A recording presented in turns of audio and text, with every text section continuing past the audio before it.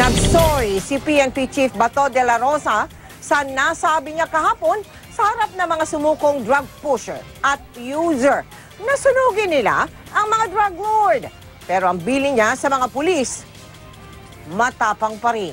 Yan naman ang tinutukan ni Mariz Umali. Puntahan ninyo, buhusan nyo ng gasolina, yung bahay, sindihan ninyo.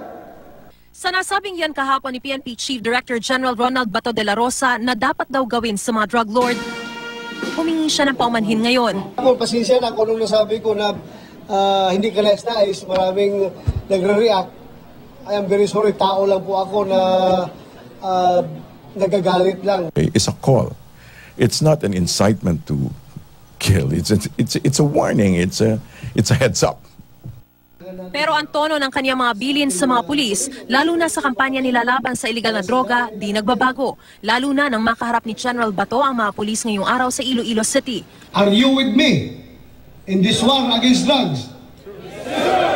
Pag lumaban, you know what to do. Alangan naman, hintayin nyo munang matamaan kayo bago nyo siya barilin. Diba? Huwag kayo maghintay na kayo may isang. After the smoke clears, dapat yung kriminal ang natumba. Minsan ang tinukoy ni PNP Chief Director General Ronald Bato de la Rosa ang Police Regional Office 6 na isa sa mga underperforming na regional units sa bansa pagdating sa kampanya kontra droga.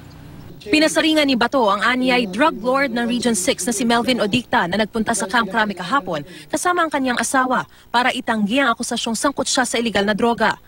Surrender, but dinideny na hindi daw siya drug lord. Ano siya? Sino niloloko niya? Kayo, di ba? Alam niyo na siya drug lord dito, tapos magdi-deny na hindi siya drug lord. Ay, nako. Tell it to the Marines. Si Iloilo City Mayor Jed Mabilog na kasama sa drug list ni President Duterte, nagpunta na sa Crame noon at nakausap na si General Bato.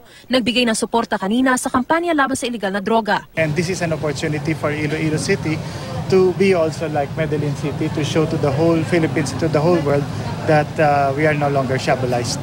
Iniharap kay General Bato kanina ang mga naaresto sa kampanya kontra droga. Sina Abelardo Prevendido alias Abe, 61 anyos, na kapatid ng umano'y number 2 drug lord ng Iloilo na si Richard Prevendido at Reynante Santiago, 23 anyos. Sa pagtatapos ng kanyang bisita, nakisaya ang PNP Chief sa mga pulis Iloilo bago umpisahan ang command conference. Mula rito sa Iloilo City, Mariz Umali, nakatutok 24 oras.